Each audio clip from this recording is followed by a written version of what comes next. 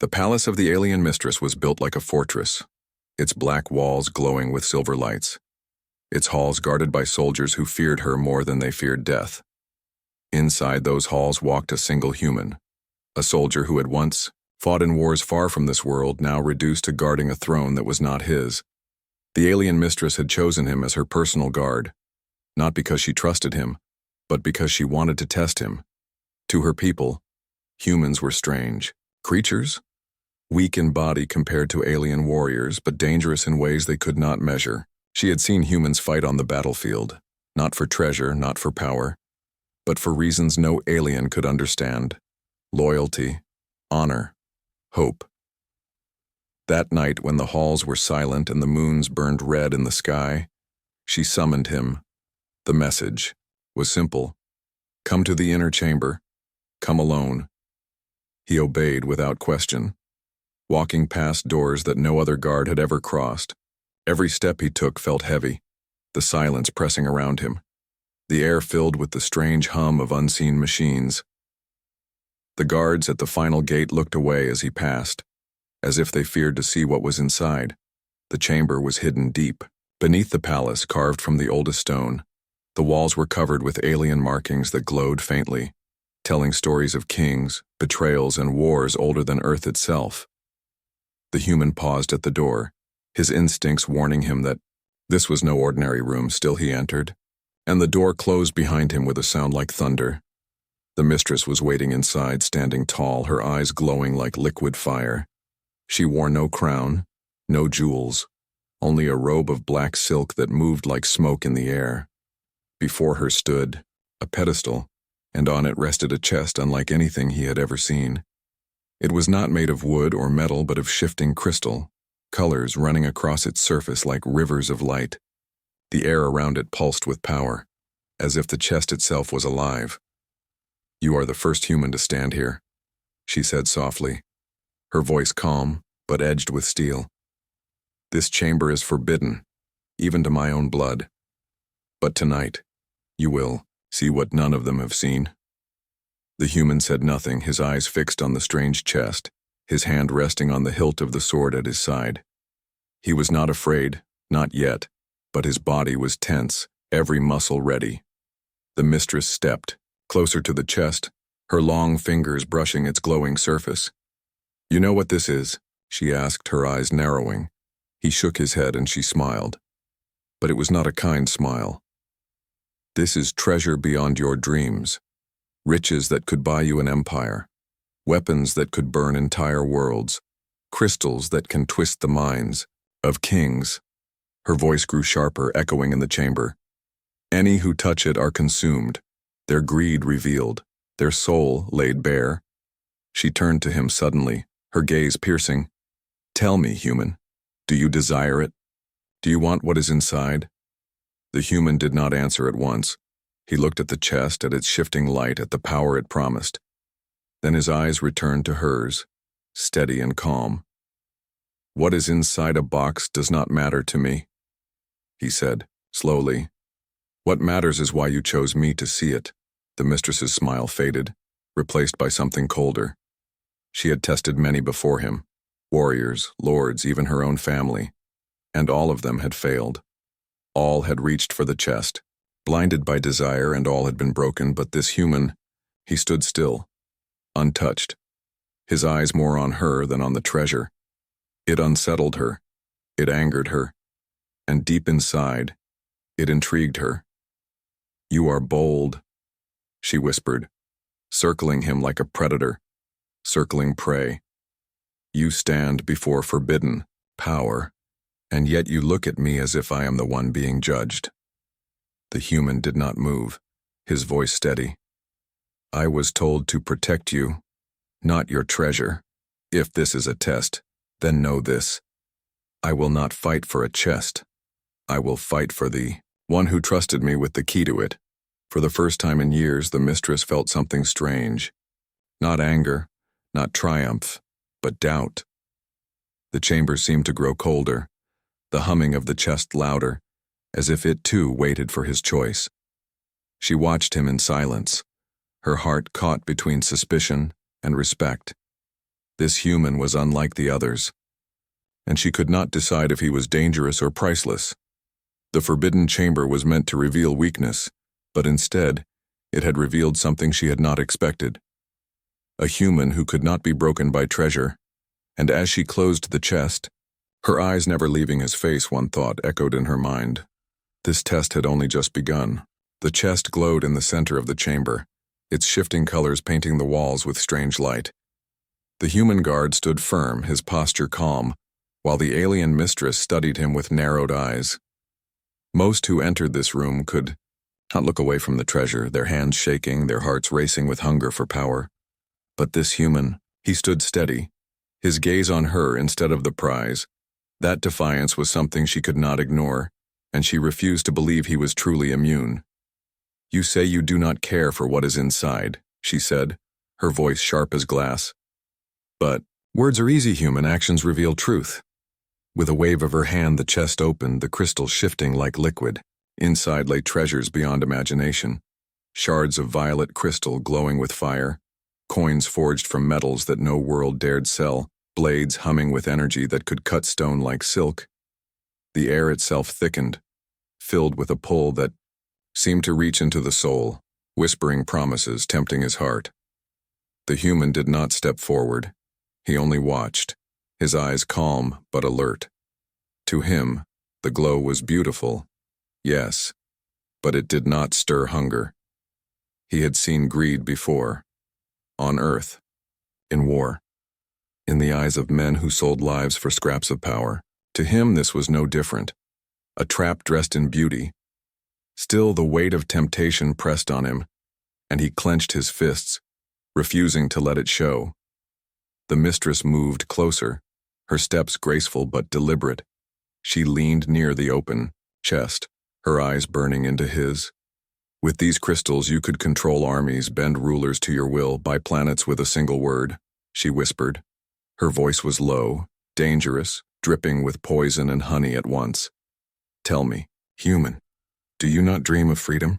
Do you not wish to rise above the chains of service? With this you could be more than a guard, you could be a king." The words echoed in the chamber, bouncing against the walls like claws scratching stone. The human felt their weight, but his answer came firm and simple. "A king who sells his soul for a chest is no king at all," he said, his voice steady. "I have seen men kill for less, and they always ended the same, alone and empty." The mistress froze, her lips parting in silent disbelief. She had expected resistance, but not wisdom, not this kind of strength. She stepped back, her fingers curling as if she was the one struck by his words. "Empty?" she repeated softly, as if testing the word on her tongue. No alien before had ever called the treasure empty. None had dared. But she was not done. She could not be. Her pride burned within her, demanding he be broken. She picked up one of the glowing crystals, holding it in her hand, its light wrapped around her fingers, making her skin shimmer with power. She held it out to him, her voice sharp. "Then take it. Just one, no more. Take it not for greed, but for me. Prove your loyalty. Prove you are worthy to stand before me." The human's jaw tightened, but he did not reach for it. Instead, he shook his head slowly, his eyes never leaving hers. "My loyalty cannot be bought. Not with your crystals. Not with your treasure. If you cannot see that, then you have tested the wrong man." The chamber grew silent, the hum of the chest fading into a cold stillness. The mistress stared at him, her hand still stretched out, the crystal glowing between them. For the first time in many years, she felt uncertainty crawl into her chest. This human was not like the others, not like the greedy princes, the power-hungry generals, the betrayers she had punished before. He was something different, something dangerous, a man who refused even when the galaxy was placed in his hands. She closed her hand around the crystal, her eyes hardening. "You are either the most loyal servant I have ever seen," she whispered, "or the most dangerous liar who has ever stood before me." Her words carried venom, but inside, her heart trembled with an emotion she did not want to name. Respect. The Dio. Human gave no answer, only stood firm, his silence more powerful than any excuse. The mistress turned sharply, walking back to the chest, closing it with a wave of her hand. The light died, the air cleared, but the weight of the moment remained. Heavy, she had tested him with greed, but he had not fallen. Yet instead of satisfaction, she felt unsettled. For the first time she wondered if the real test was not his but hers. Behind the walls of the chamber, shadows moved, unseen by them both. Spies of her counsel, watching, waiting. They had seen his refusal. They had seen her hesitation, and in their hearts fear began to grow. For if a human could resist forbidden treasure, then he could resist anything, and that made him far more dangerous than gold. The mistress felt it too, though she said nothing. As she dismissed him from the chamber, her voice calm, her eyes unreadable, the human bowed once, then left without, looking back, but her heart was not calm, her thoughts not steady. The forbidden treasure had always revealed weakness in others, but this time it revealed weakness in her, for she had wanted him to take it, not because of greed, but because she wanted to know he was still like the others. Now she feared he was not, and that truth shocked her more than any betrayal. The palace corridors whispered with secrets as the human guard left the forbidden chamber. His steps were steady, his face calm, but the air around him still carried the weight of what had just passed. Behind him, the alien mistress remained in the silent chamber, staring at the closed chest, her hand trembling though she refused to admit it. She had tested him with temptation, offered him treasure that no warrior had ever refused, and yet he had walked away untouched. It unsettled her more than she cared to show. For centuries, her people believed that humans were weak in spirit, ruled by greed and hunger, but this one had shattered that belief in a single night. She could still hear his words echoing in her mind. A king who sells his soul for a chest is no king at all. It had not been defiance alone. It had been truth, sharp and cutting, and that truth gnawed at her heart. She paced the chamber slowly, her robe sweeping across the stone floor. Her pride screamed that he must be a liar, playing a clever game to win her trust. Her mind whispered another possibility, that perhaps he truly was different. She hated the second thought more than the first, because it forced her to face something she had buried long ago. The thought that maybe her own people were not as strong as they claimed. Maybe they were the ones enslaved by their hunger for power. Later, in the great hall, she sat upon her throne, but her eyes kept searching for the human guard among the soldiers. He stood quietly at the edge of the hall, not seeking her gaze, not boasting of his test, not even aware that the council's spies had seen everything. Most men would have bragged, demanded reward, or at least whispered of their victory. But this human remained silent, as if the treasure meant nothing, as if her test was only another night in his long service. It made her uneasy, it made her curious, and it made her angry all at once. When the council gathered the next morning, the whispers had already begun. The human did not take it, one said with disbelief. He cannot be trusted, another muttered. He resists because he hides deeper desires. But beneath, their suspicion was fear, real fear. For if a man could resist the forbidden treasure, then he was not like the others they controlled. He could not be bought, he could not be bent, and that made him dangerous. The mistress listened to them argue, her face calm, but inside her thoughts churned. Part of her wanted to silence them, to protect her guard, to claim that he had passed her test with honor. But another part whispered doubt. What if they were right? What if his refusal was not loyalty, but strategy? What if he was playing a game she had not yet seen through? That night she called him again, not to the forbidden chamber, but to the garden under the pale moonlight. The air was cool, the flowers glowing faintly with alien light. She stood among them waiting, her eyes sharp as blades. When he arrived, he bowed with respect, waiting silently until she spoke. "You resisted the chest," she said softly, though her voice carried the weight of command. "Tell me why, and tell me the truth." The human looked at her, his face unreadable. "I told you already, mistress. I do not fight for treasure," he said simply. I fight for duty for those who place their trust in me. If I take what you offer, then I break that trust and I break myself." His words were steady, calm, and yet they struck her deeper than she expected. She stepped closer, her eyes locked on his. "You speak of trust as if it is stronger than power," she said, her voice trembling slightly. "You speak as if loyalty is worth more than empires." The human did not look away. "To me it is," he answered. "Without it, everything else crumbles. Gold turns to dust. Power turns to chains." The mistress felt her chest tighten, her heart betraying her with a strange pull. For years she had seen loyalty as weakness, a tool to chain others. But hearing it in his voice, seeing it in his steady gaze, made her doubt her own belief. She turned away quickly, hiding her face from him. "You are a fool, human," she said sharply, but her words lacked their usual strength. "You will learn that loyalty is a curse, and when you do, you will regret resisting me." He said nothing, only bowed again and returned to his post. But when he was gone, she touched her chest, as if trying to silence the strange storm inside her heart. She had tested him with greed, and he had won. But the real test was now hers, because for the first time in her long life she doubted her own truths. From the shadows of the garden, a pair of unseen eyes watched. One of the council spies had followed, hearing every word. A smile spread across his face, cruel and sharp, for he knew what the mistress refused to admit. The human had shaken her, and a shaken ruler was vulnerable.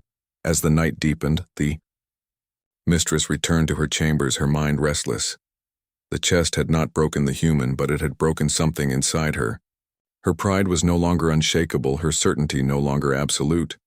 The doubt grew like a seed in her heart, a seed planted not by treasure, but by a single human who refused it. And though she hated the thought, she knew the truth.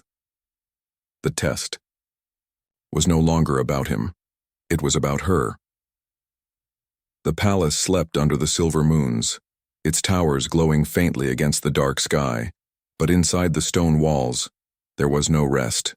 Whispers crawled through corridors like serpents, carrying secrets. From ear to ear, the human guard had left the garden hours ago, his footsteps calm and steady, but the effect of his words had not faded. The alien mistress sat alone in her chamber, staring into the shadows, her thoughts heavy and restless. She had tested him twice now, with treasure and with her questions, and both times he had refused to bend. She told herself it was a trick, a mask he wore to win her trust. Yet her heart whispered another truth, that perhaps his strength was not deception, but something real, something unshakable. And that truth scared her more than any betrayal ever had. But others in the palace had seen the same thing, and they did not feel fear the same way she did. To the council spies who lurked in the shadows, his refusal of the treasure was not loyalty, it was danger. If a human could resist greed, if he could not be bought or bent, then he was outside their control. And in a palace where control was everything, that made him a threat that had to be removed. One of the spies, a tall figure with pale skin and narrow eyes, crept through the halls and into the council chamber. The council gathered in secret, their cloaks heavy, their voices hushed. "The mistress grows weak," one of them hissed. "We saw it ourselves. She doubted in front of the human." Another leaned forward, his teeth sharp, his voice low. "He resists power, he resists greed. What will he resist next? When she calls, will he even obey?" The room buzzed with unease, their fear thick as smoke. The leader of the spies slammed his hand on the table. "This cannot continue. The human must be removed before he corrupts her further." "But how?" another asked. "She favors him. More each day, she may already trust him more than she trusts us." The leader's eyes narrowed, his voice cold. "Then we will not wait for her command. We will act first, and when he falls, we will tell her it was justice." Meanwhile, the mistress walked the palace gardens again, her mind in conflict. She tried to remind herself of her strength, of her power, of the fact that she had ruled through fear and command for years without question. But now, in the quiet of the night, she remembered his steady gaze, his calm refusal. and the strange feeling that had stirred inside her chest. It was not weakness, though she had called it so. It was something else, something she could not name. Her thoughts were broken when she heard faint movement in the shadows. She turned sharply, her eyes glowing. "Who goes there?" she demanded, her voice echoing across the stone. No answer came, only silence, but she knew she was not alone. The human guard appeared at the edge of the garden, stepping into the moonlight with a bow. "I heard footsteps," he said simply. His voice calm but watchful. She studied him for a moment, her heart caught between suspicion and relief. Was he the hunter, or was he the one being hunted? The shadows did not wait long to answer. 3 figures emerged from the dark, their cloaks falling away to reveal alien blades glowing with red light. Council spies, their faces twisted with purpose. They moved fast, their weapons aimed not at the mistress, but at the human. The mistress's heart clenched, rage and fear burning inside her. She had known the council whispered against him, but to strike so openly, to strike him in her own garden, was an insult she could not ignore. "Stop!" she shouted, her voice like thunder, but the spies did not listen. The human drew his blade in a single motion, steel against light, his body moving with the ease of years of battle. He parried the first strike, sparks flying, then pushed the attacker back with a heavy kick. The second spy lunged, but the human sidestepped, twisting his arm and slamming him to the ground.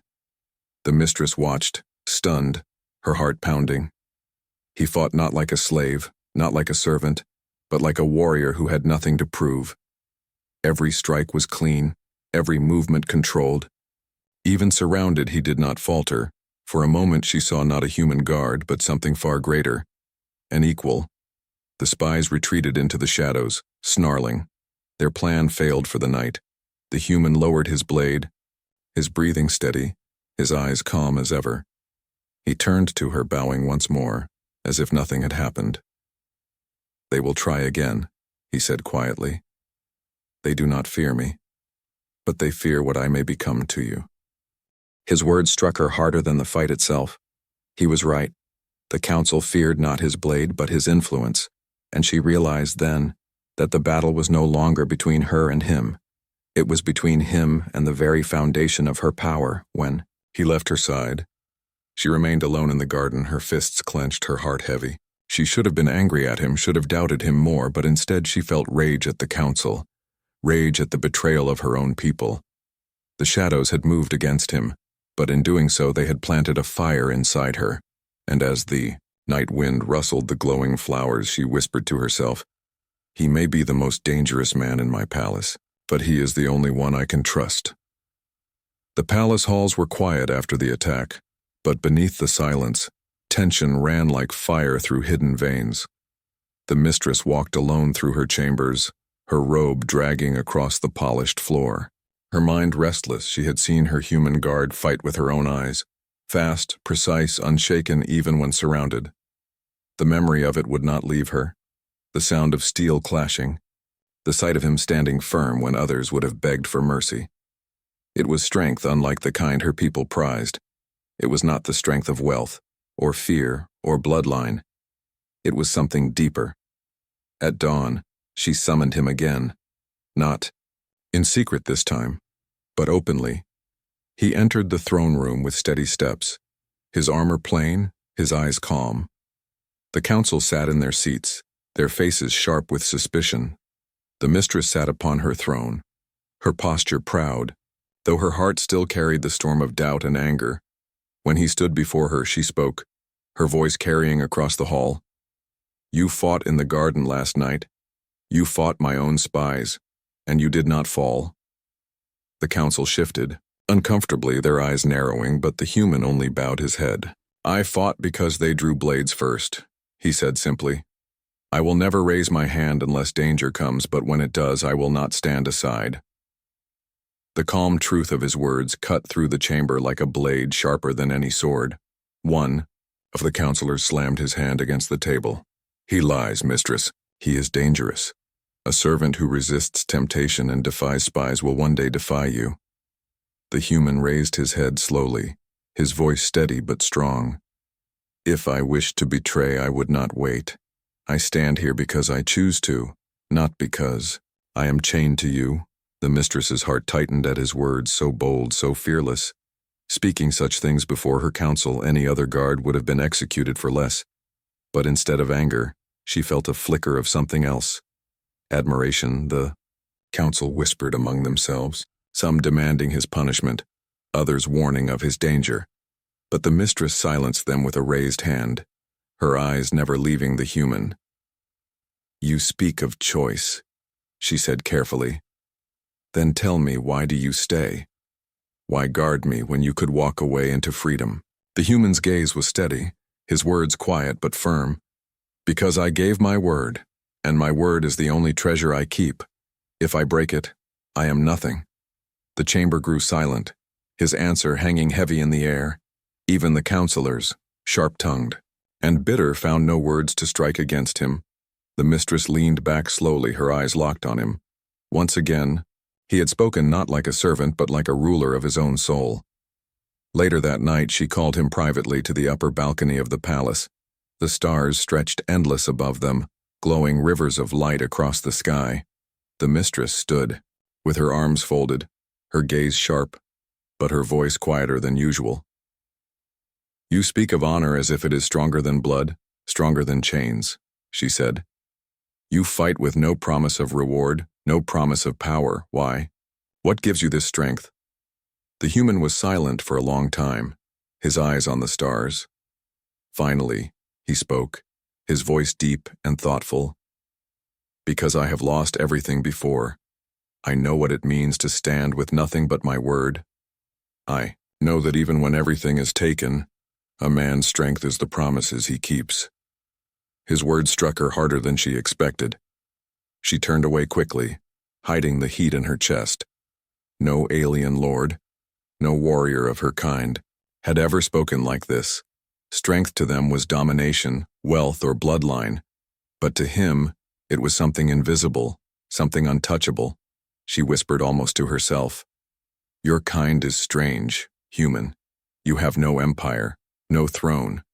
And yet you speak as though you are greater than kings." The human looked at her, his face calm. "I need no throne to stand tall," he said. "If I can protect what is placed in my care, then I am strong enough." The words shook her more than she wanted to admit. For years she had ruled through fear, through control.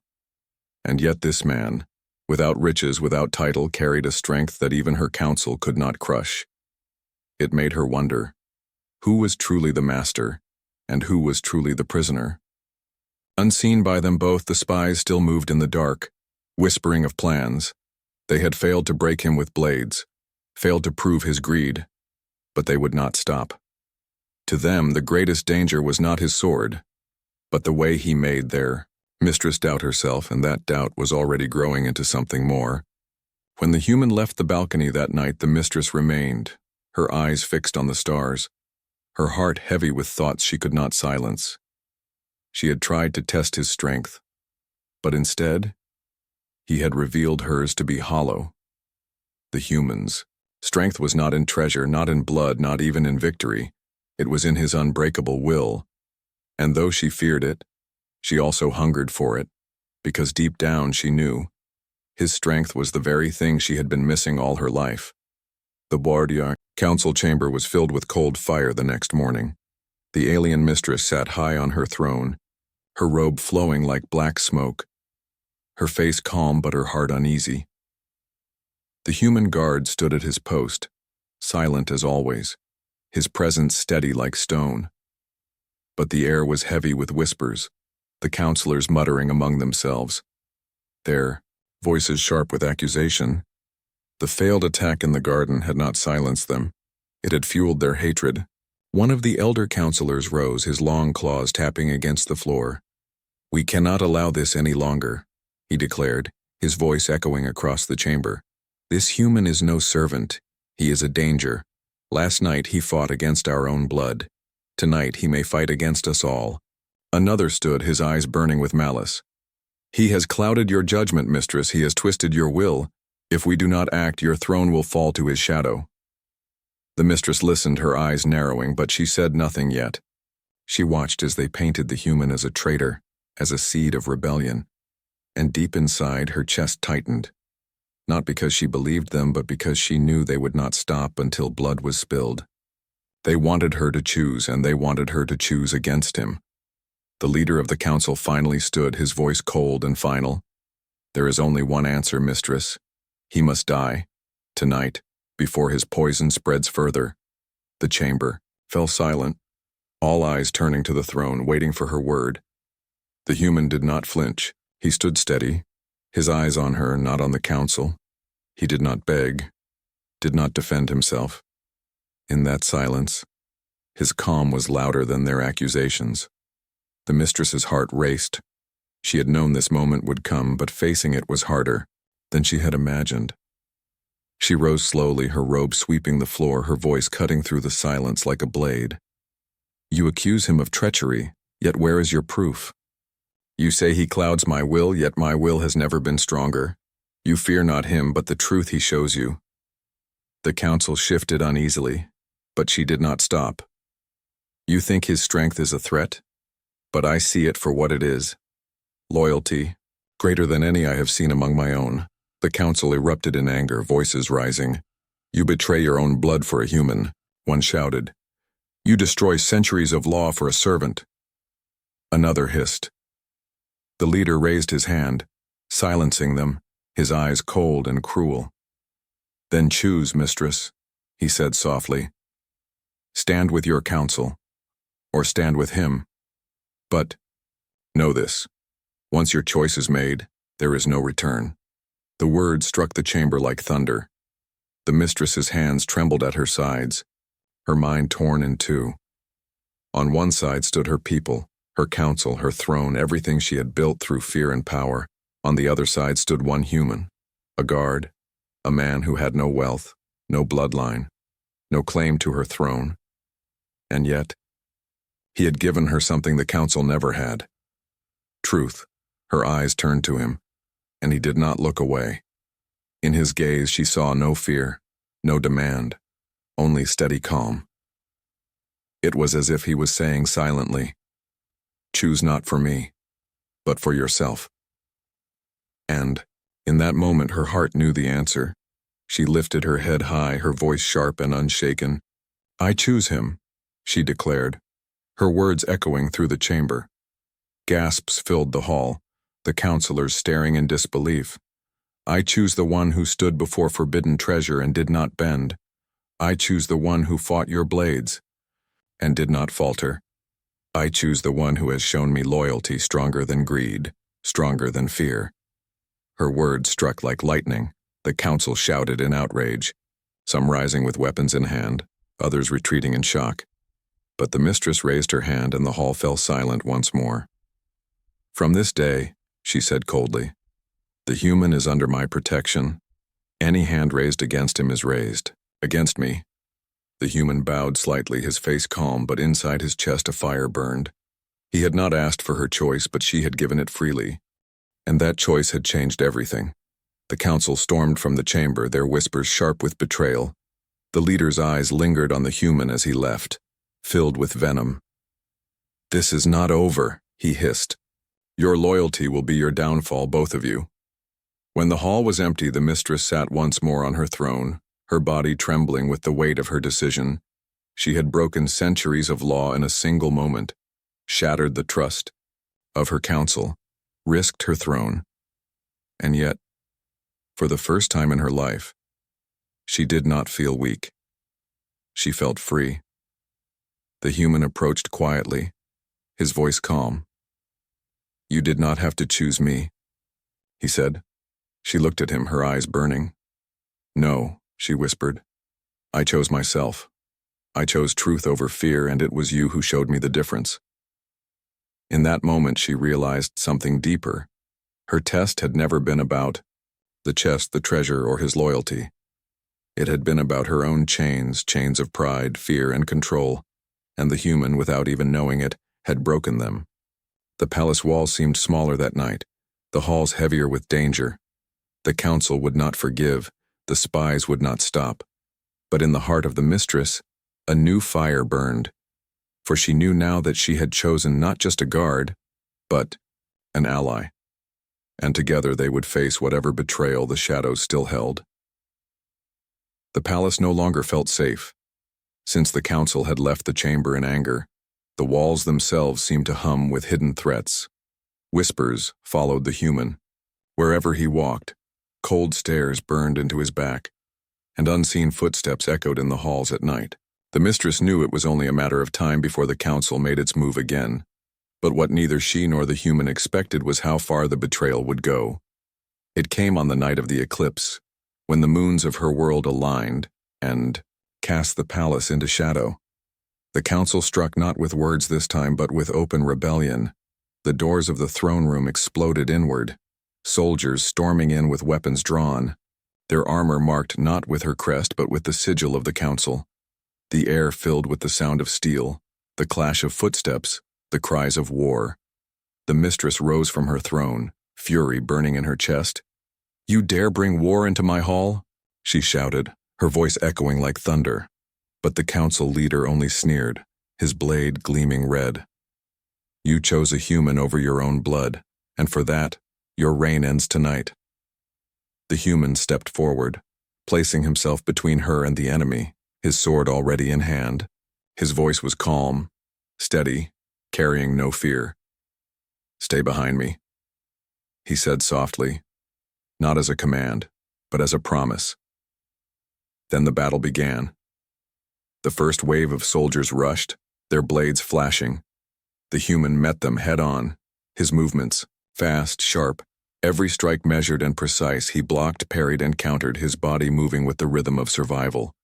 The mistress watched, her heart pounding. He fought not for treasure, not for glory, but for her. And in that moment, she realized the shocking truth. The forbidden treasure had never been inside the chest, it had been standing before her all along. The council spies shouted orders, their numbers pressing harder. Still, the human did not falter.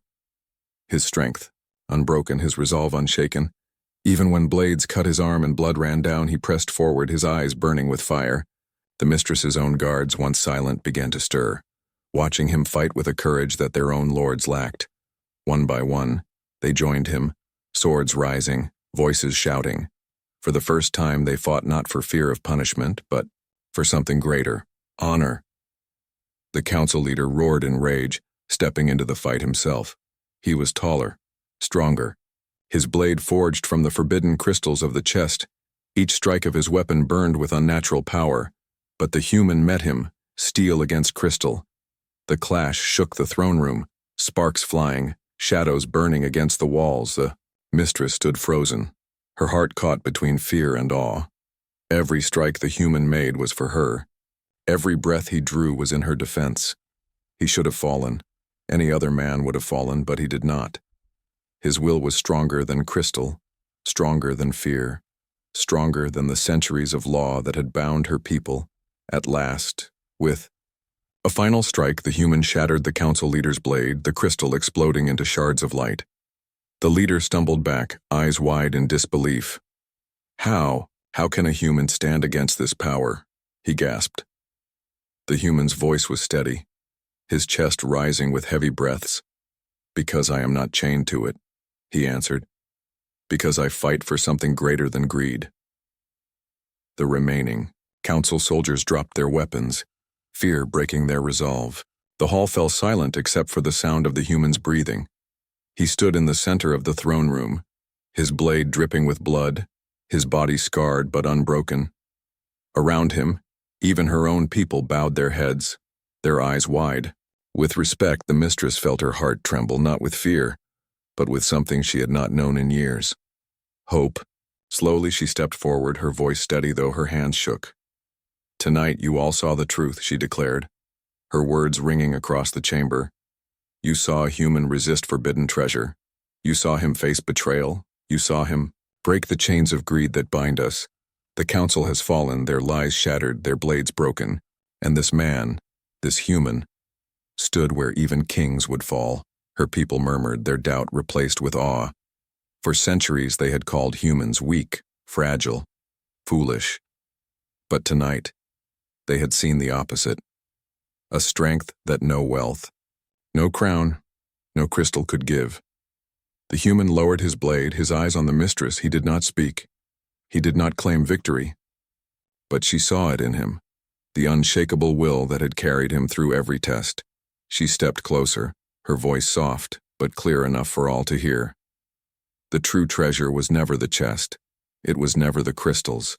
The true treasure was loyalty, was strength, was the courage to stand when all else falls. And as the hall bowed before her, she knew the final shock that changed everything. She was no longer mistress, and he was no longer guard. They were something greater, something unbreakable. Together, they would rule not through fear but through truth. The forbidden chest was gone, the council broken, the palace forever changed, and in the silence that followed, the galaxy itself would remember the night when one human's strength shattered the chains of an empire,